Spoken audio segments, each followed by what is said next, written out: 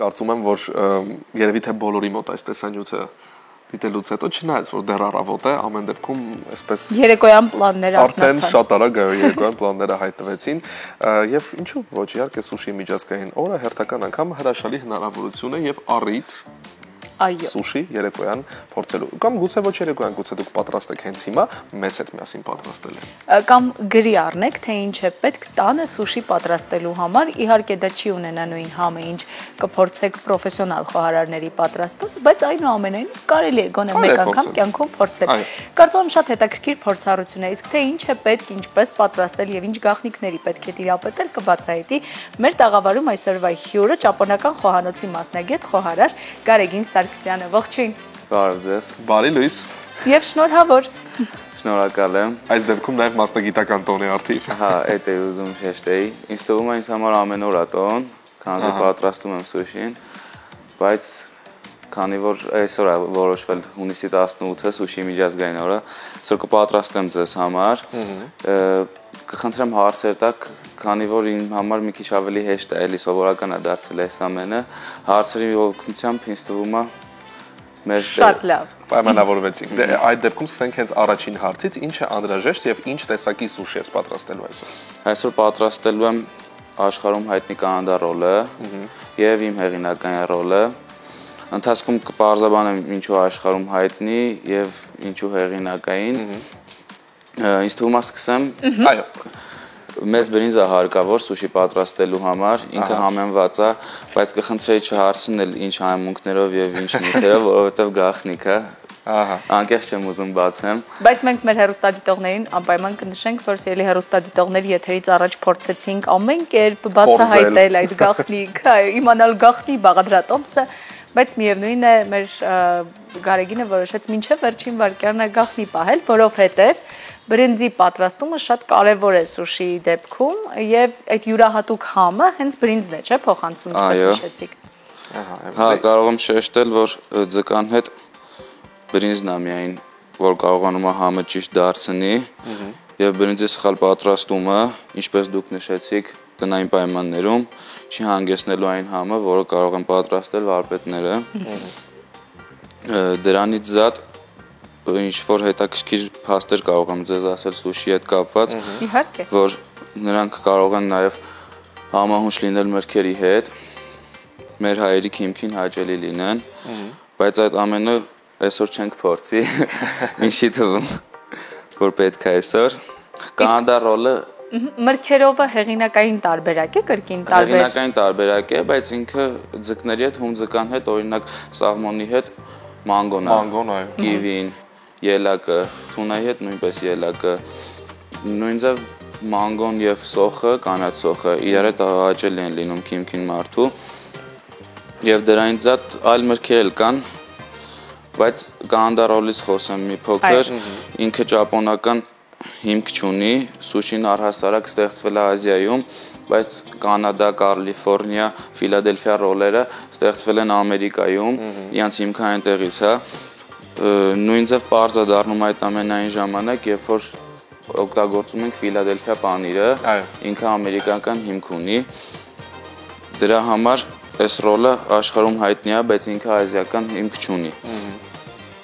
Կանադա ռոլի համար մեզ պետք է կրեմ պանիր Սաղմոն է պետք, ցանկալիա չէ, կարևոր ավելի կոնկրետ կարող եմ ասել, որ մեզ դա պետք է թարմ վիճակում լինի Սաղմոնը առհասարակ ձուկը պահում են սառույցի վրա, ոչ թե սառնարանում Ինքը տենց ավելի երկար է մնում ու ավելի լավն է լինում Մանրէների հետ կապված խնդիր չունենք, քանի որ հում ձկների շատ տեսակներ հում Եվ տավարի միսն է, որ կարող ենք հում վիճակում փորձել, ուտել Ինքը ոչ մի խնդիր չի առաջացնում Անգամ եթե վասաբին չենք օգտագործում սուշի հետ Անգամ եթե չենք օգտագործում, բայց ցանկալի է օգտագործենք, որովհետև ամեն պարագայում արժի զերծ մնալ էլի մանրէներից, ես տենց եմ կարծում Ավոկադո է պետք մեզ կանադա ռոլի համար Ավոկադոն էլ ունի շատ տեսակներ, բայց սուշիի մեջ օգտագործվող հիմնականում սա է լինում ինքը ավելի լավ։ Կարծես առանձնանում է, չէ՞, տարբերվում է մի փոքր այն կարմիր ավելի փոքր տեսակից։ Այս կարմիր տեսակը հասնա, ինքը ավելի շատ սոուսների կամ այլ բաների մեջ է, որտեղ ինքը շատ հասած է լինում հիմնականում։ Սա ավելի պինդ է։ Պինդ, բայց միևնույն ժամանակ դառնություն չունի եւ չորություն։ Զուտ դրա հետ կապված։ Ինչը մենք խոսեցինք կանդարոլը պատրաստ է։ Եվ այո, բոլորին թվում է ու եթե փորձառու չես իհարկե, ամենադժվար հատվածն է սուշին հավաքելու։ Ինչպես է դա շատ արագ ստացվում ձեզ մոտ։ Անկեղծ դա էլ է գաղտնիք, բայց մի փոքր կբացեմ։ Տարիների փորձ է պետք։ Միանգամից ոչ ոք չի կարող, ասեմ ձեզ իմանաք, որ կոնկրետ Ճապոնիայում, Ազիայում սուշի վարպետ դառնալու համար մոտավորապես մի 10 տարի պետք է, որից առաջիկա տարիները մենակ բրինձը պատրաստելու համար են սովորում, դրա համար էլ գաղտնիք է, դրա համար էլ չեմ ուզում բացել, ես չեմ սովորել այդ ամենը, բայց այստեղ ինձ շատ լավ են սովորեցրել, ընտրել եմ Հայաստանի առաջնատար ռեստորաններից մեկը, սովորել եմ այդտեղ, ամեն պարագայում ուզում եմ տեղեկացնեմ, որ սուշի պատրաստելը մարդկանց թվում է հեշտ, բայց շատ բարդ պրոցես է։ Ինքը իր տեսակի մեջ ունի բարդություններ, որ չունի այլ խոհանոցները։ Իսկ ինչպես կայացրեցիր այդ որոշումը, որ պիտի սովորես պատրաստել սուշի։ Ճիշտն ասած, փոքրուց ուզեցել եմ սովորեմ ճապոնական խոհանոցի արվեստը։ Ինձ օգնեցին։ Ես հասա, բայց ամեն դեպքում ասեմ ձեզ իմանաք, որ կամքի ուժն ամենա պետքական բանը սովորելու համար, քանզի եթե չունես կամքի ուժ, չես կարող սովորել։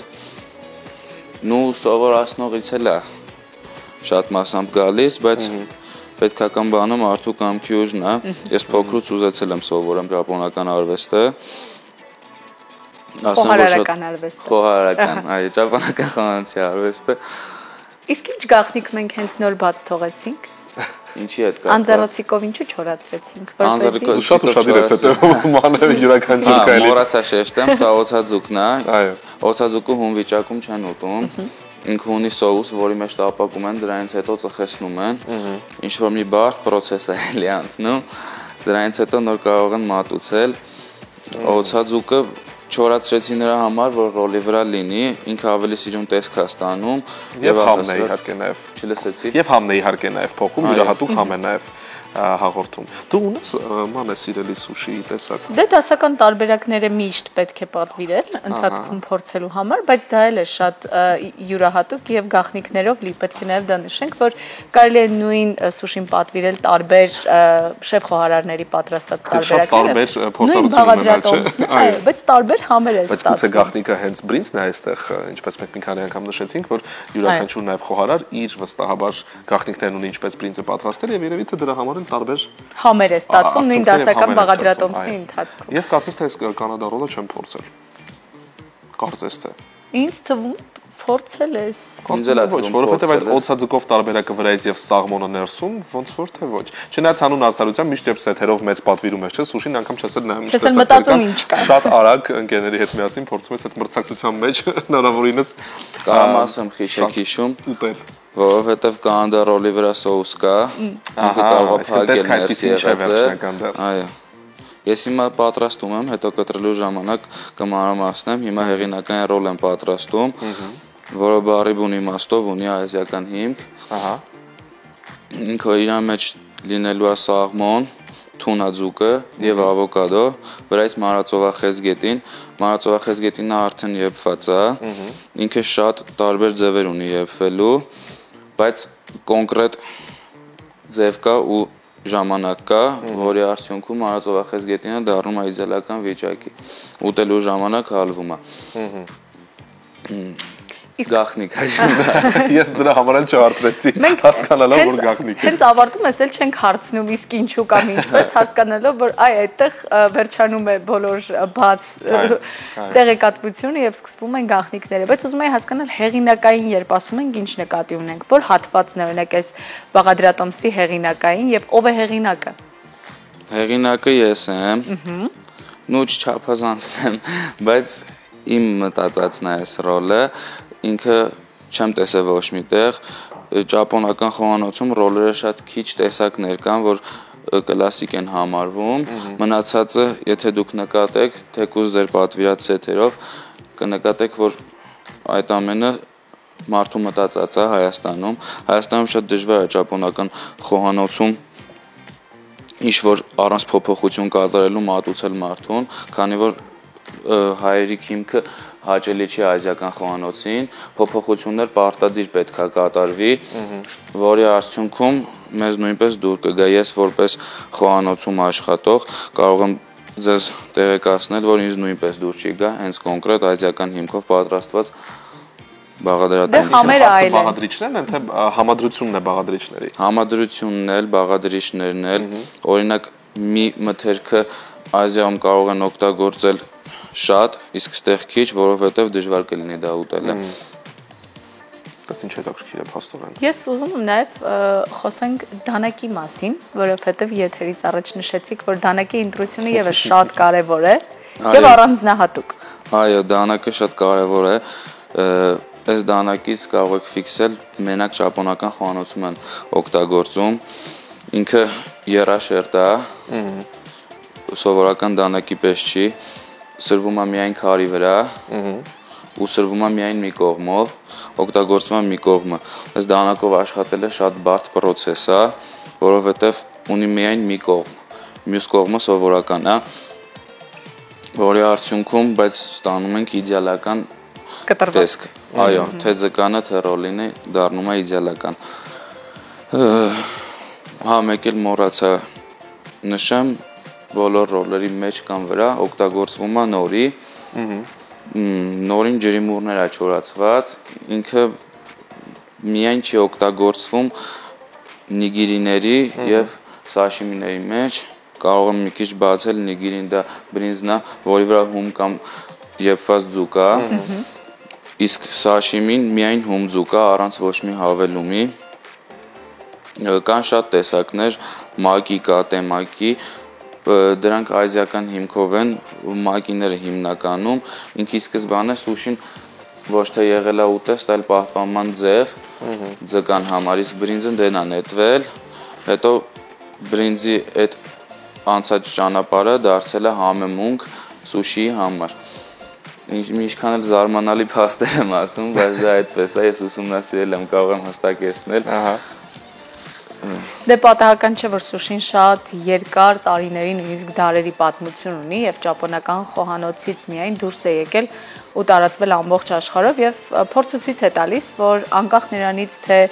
երկրագնդի որ հատվածում հայտնվեք, միևնույն է ճապոնական խոհանոցից որևէ բաղադրատոմ սուշիի տեսքով հաստատ կկարողանաք վայելել, որովհետեւ բոլորը փորձում են ադապտացնել իրենց խոհանոցին եւ մատուցել։ Հետաքրքիր է քո ամենասիրելի տեսակը որն է սուշիի։ Կա այդպիսին։ Անկեղծ ասած, որ աշխատում եմ այս ոլորտում, շատ սովորական է դարձել սուշին ինձ համար։ Ուտելու տեսանկյունից ամենաշատը սիրում եմ կլասիկ Կալիֆոռնիա ռոլը։ Դրա մեջ գնում է ճապոնական հիմքով մայոնեզ, որը սոյա հիմքով է։ Հիմա չունենք մեր մոտ, թեժեցի կտայի ձեզ։ Վարունգ, ավոկադո եւ կրաբի միս։ Շատ ժամանակ խափում են կրաբի համար, ասեմ։ Բայց իսկականը դա է։ Իսկական կրաբի ձկանը բարդ է եւ նաեւ թանկարժեք, չէ։ Չլսես։ Ես իրական կրաբի միս գտնելը բավականին բարդ է։ Եթե խոսում ենք իսկական հենց կրաբի մսի մասին, որը բնական այդպես որտեղ Հայաստանում հիմա հնարավոր է, հա, հնարավոր է, իսկական կրաբը հենց այդպես էլ են վաճառում։ Մի որոշ ժամանակ առաջ, կարամ ավելի կոնկրետ ասեմ ձեզ, մի տարի, 2 տարի առաջ շատ բարդ բան էր կրաբը, բայց հիմա արդեն հեշտացել է։ Ավելի հեշտ է։ Հա։ Ես ուզում եմ ասել, ինձ թվում է հասկացա գաղտնիքը, ինչու ենք մենք անդադար չորացնում ձուկը, որպեսզի ավելորդ ջրային հատվածը դուրս գա եւ համը ամբողջովին մատուցվի։ Այո։ Ինքը քանի որ խաշված վիճակում է, միանշանակ ջուր ունի իր վրա։ Ես ինչքանը չուզեցա բացեմ, դուք բացեցիք այդ գաղտնիքը։ Դու փաստորեն կարող ես։ Ես մեկ գաղտնիք գուշակել եմ, կարող եք շնորհավորել։ Կամած արդեն մտածել, սուշի պատրաստել սովորելու ուղղությամբ։ Ո՞վ ստացվի քեզ մտել։ Չգիտեմ։ Այ հենց բրինձը ճիշտ պատրաստելու գաղտնիքը իմանաս։ Մեկ գաղտնիք կարող եմ ընդհանրապես նշել մեր հեռուստադիտողներին, որ այս բրինձը պատրաստվել է 3 ժամ եւ ավելի։ Այո։ Այնպես որ դա շատ բարդ կլինի բացահայտել միանգամից։ Ես կարող եմ եթերից հետո մի փոքր ասել, բայց ամեն պարագայում դուք չեք կարող իմանալ։ Շատ լավ։ Դու մեզ կբացահայտնես գաղտնիքը, մենք չենք կարողանա պատրաստել, բայց գոնե կիմանանք եւ բոլորի մոտ գլուխ կգովանք, որ մենք գիտենք։ Հստակ մի բան կարող եմ ասել, որ տնային պայմաններում հնարավոր չի ստանալ նույն բրինձից։ Ինչքան էլ մարդիկ փորձում են ու ասում են, որ նույնն է, ավելի լավ փորձել վարպետին է։ Դեպքում եթե տանը չես կարող պատրաստել։ Կամ պատրաստման տեխնիկայի հարց է գուցե։ Դե տեխնիկան տանը կարող ես, եթե տեխնիկային տիրապետում ես, բայց գուցե կա ինչ-որ հատուկ սարք, որը եթե տանը չունես, պարզապես չես կարող կաթսայում պատրաստել։ Սովորական կաթսայում։ Լավ, գուցե։ Վերջում կիմանանք։ Մենք կփորձենք կորզանալ դեպքում այս գաղտնիքները։ Ասեմ ձեզ իմանաք, որ ճապոնական խոհանոցի հիմքը միայն հումձուկը կամ ապխտած կամ եփված ձուկը, ծովամթերքը եւ բանջարեղենից շատ քիչ քանակով է, մնացած այլ հավելումները չի համարվում ճապոնական խոհանոցի ինչ որ մասնիկ։ Այդ ամենը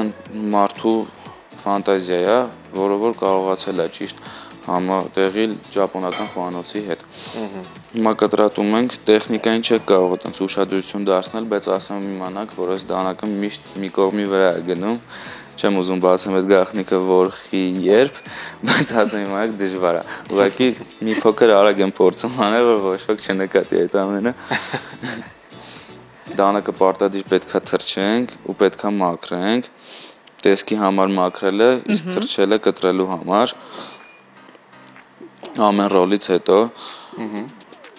եթե շատ է կեղտոտվում, ամեն կտրելուց հետո տեղեկացնեմ ձեզ, որ ախտահանված է այս ամենը, ուղղակի չհասցրեցի ցույց տամ այդ ամենը։ Ընդհանուր առմամբ հասանք ամենա իհարկե շատ բարդ, բայց ամենահեշտ թվացող հատվածին, երբ պետք է պարզապես դնել ափսեի, մատուցվող ափսեի մեջ, որովհետև սա էլ է շատ բարդ, վերցնում ես, քանդվում է ձեռքիդ մեջ։ Ասեմ իմանաք, որ համ քանդվում է, բացի հետ սուշին միայն ինքն է իր տեսակի մեջ առհասարակ խոհանոցում, որ ունի սիմետրիա ու գեղեցկություն, այսինքն այլ խոհանոցներում օգտագործողները կարող են լինել մի փոքր այնպես, բայց սուշի պարագայում տեսքը լրիվ փոխվում է, շարելու տեսանկյունից եմ ասում։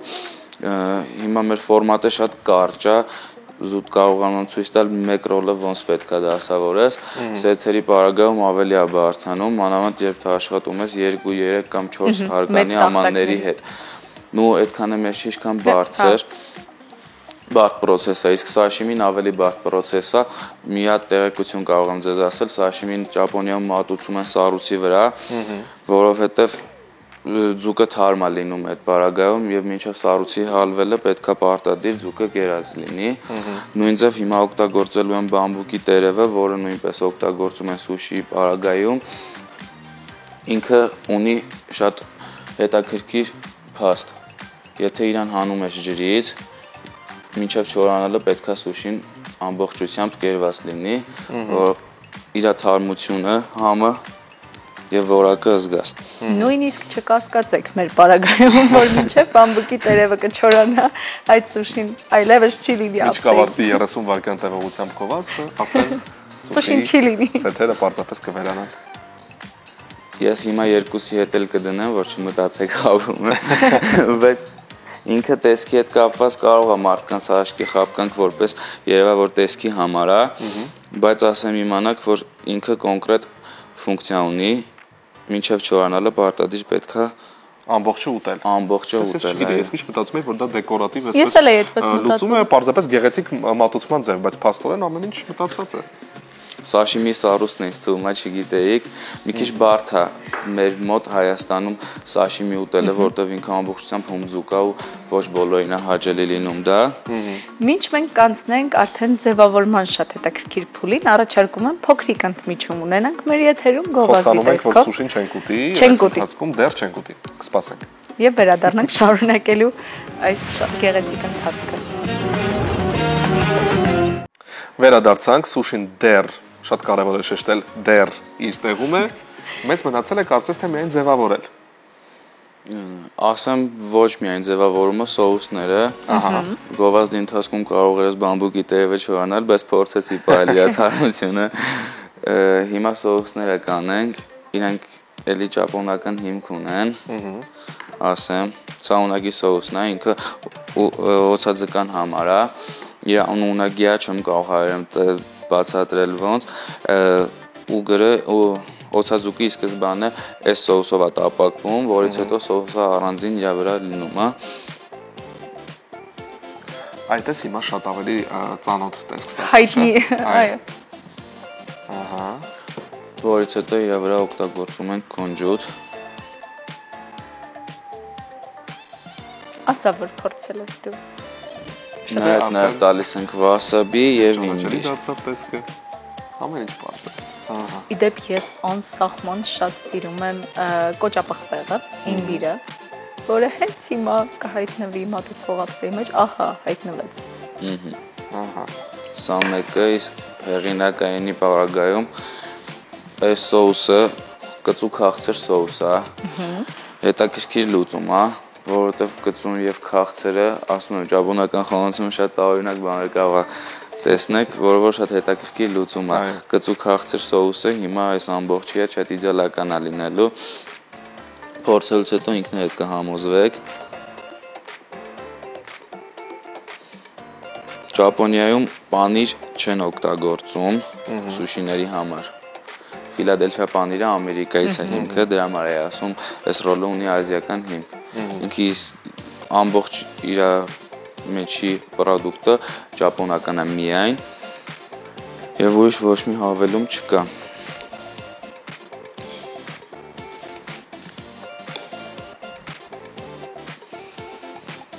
Եվ շեշտեմ, որ դեկորի համար էլ ինչքան էլ դուք տեսնեք ուղակի դրած խոտը, իմացեք, որ շատ բարդ աշխատանք է իր վրա կատարվում։ Միկրո կանաչիներ, որոնց այդ աշխատանքը իսկապես շատ բարդ է։ Այո։ Եվ տեսած Ոսկերչի ուշադրություն է պահանջվում։ Հիմա իմ կատարած աշխատանքը շատ մարդկանց մոտ թվում է abstract design, Բայց ինքս պետք է նաև խոստովանենք, որ մեծ մասամբ սուշի սիրող մարդիկ գնահատում են նաև այդ abstract մոտեցումը։ Այո, եւ մատուցումը։ Այո, եւ մատուցումը։ Ահա։ Կարող եմ ասել վերջ պատրաստ է։ Առաջարկում եւս մեկ անգամ մեր հեռուստադիտողներին հիմա մեր օպերատորները կցուցադրեն արդեն պատրաստի արդյունքը։ Մենք են արդեն շատ անհամբեր ենք երկու ռոլերի։ Ահա։ Ինձ թվում է հաջող ստացվեց, ինչքան էլի եթերայիններ ես չէի պատկերացնում, բայց հաջող ստացվեց։ Կարծես թե շատ լավ ստացվեց եւ վստահ ենք, որ նաեւ շատ համեղ է, պիտի հիմա փորձենք հնարավորինս արագ մենք էլ հայտնվենք արդեն խոհանոցային հատվածում որ բամբուկի տերևները չչորանան։ Որ չչորանան, որտեղ ժամանակը անցնում է, այնպես որ արագ։ Շնորհավոր Սուշիի միջազգային օրը, սիրելի հեռուստադիտողներիս, մենք շտապենք մեր մեկ հատիկ սուշի։ Շնորհակալություն քեզ այս հրաշալի փոքրիկ մաստեր կլասի դասընթացի համար։ Ես կարծում եմ, որ մենք կփորձենք նաեւ կորզել որևէ գաղտնիք, եթե գաղտնիք չկարողանանք կորզել, գոնե կփորձենք մենք մերը ստեղծել։ Դժվար թե ստացվի, բայց դժվար ստացվի։ Կփորձենք։ Մենք շարժվենք առաջ եւ կհետանանք։